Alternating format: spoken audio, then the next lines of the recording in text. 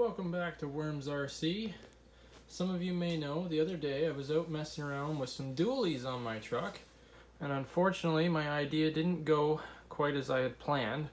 I got some comments back and I got some friends that were asking about how I did it and what I was going to do to try and improve it, and I thought, well, I'll just do a short video to show everybody what I did for my first attempt and what I've come up with for my second attempt at running dualies on this truck. I know there's rims out there you can buy that are 1.9. I'm not sure if there's a 2.2 dually rim setup you can get, but this truck has the lift kit in it, and I wanted to run big monster truck tires. So I've got these 60 millimeter wide monster truck tires. They're 2.2 rims. I'm not sure exactly how tall they are right now. I'm gonna say they're like just about 5 inches in overall height. So here's what I did for my first attempt that failed the other day when I was outside playing with it. So now I've taken a couple wheels apart here just because I'm messing around with my second idea here, but to show you what I did was the first time I put my first wheel in place, I got these little brass thread extensions put together. They're actually for computers. I just found them on Amazon. I put them together to get out to the right width that I wanted to be able to run my tires together, and I Loctited it on to the end of the axle thread, so this is basically holding the first wheel on, and then I put the second wheel up in place and I put a 4mm bolt in through the end of here to hold it on. So the first wheel obviously has the hex drive in the back of it to actually drive it. Now the one out here doesn't have, because this is way too small. This is just a 4mm thread extension, so it's not anywhere near the right size to drive that 12mm hex. So the problem I was having was you'd be driving along and it's okay as long as you're on like flat ground and not doing anything. Looked really cool, proved my theory that I wanted to try for of extra flotation, but what happened was you'd be trying to drive forward, that wheel would slip, the outer wheel would suddenly get traction, and essentially the inside one would keep moving forward, this one would stop, and this extension was binding into this, so what would happen was that would go forward, this would stop and basically just undo itself right off of the axle, and then this would fall off. So there was nothing to actually drive my outside wheel. So my second attempt at trying to create these wheels, I looked around for some different ideas, and what I learned was when I pulled these rims that I have apart, they have this groove around the outside of them for the bead lock of the tire to sit down into, and then those red rings screw down on top. So what I thought was set this down, and then I would find a piece of pipe to sit down inside of that groove over to my next one. So just a second here and I'll show you. So I thought, well, if I had a piece of pipe, I could set it in there, set this one on top because they're grooved front and back as a spacer to hold them apart, because they're such wide tires that I can't just glue the rims together or the tires will never go on. They'll just be completely crushed and kind of defeat the purpose of what I'm trying for. I'm hoping for look and flotation, plus functionality, obviously.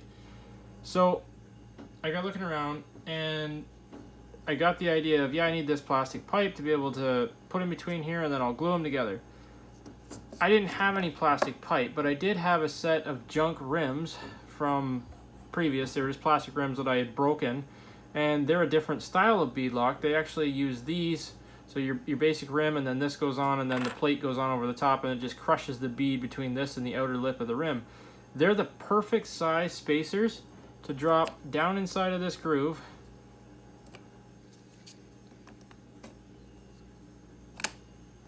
and be the perfect width apart for my tires to go on and be happy.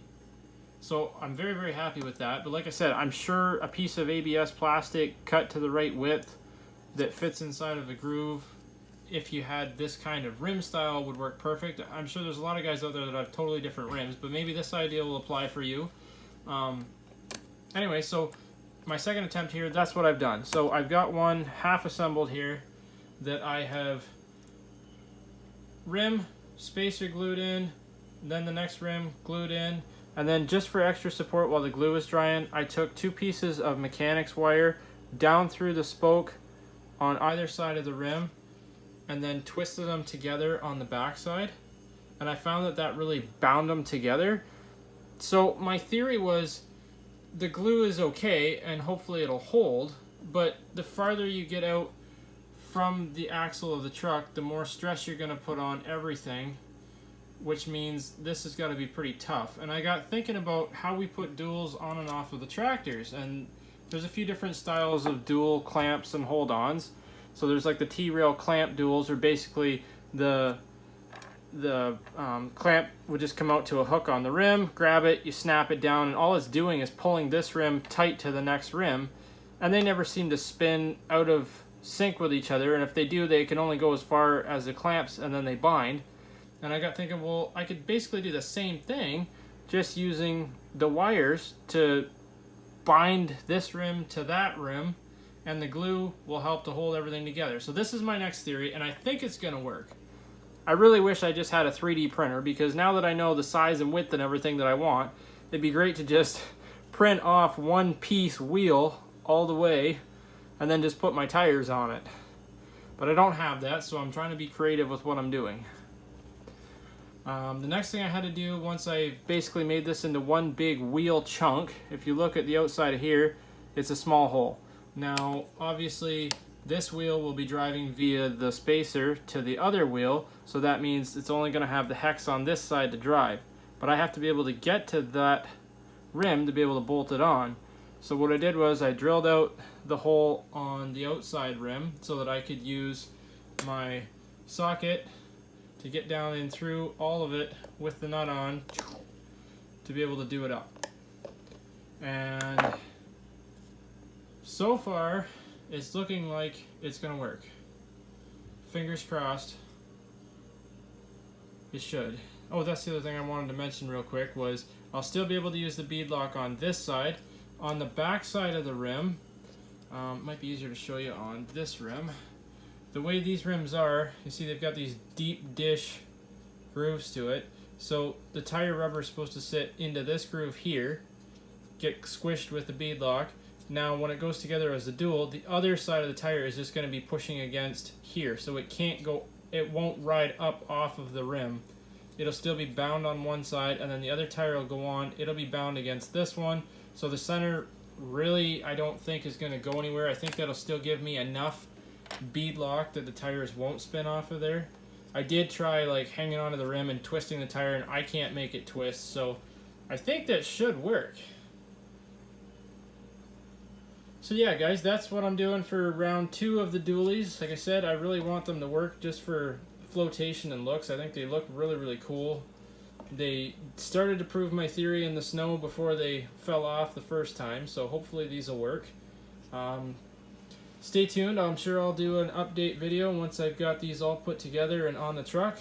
Take it out and we'll test it and see what happens. As always, guys, if you like what you see, please drop a like and subscribe. If you have any questions or anything, please let me know in the comments down below. Thank you.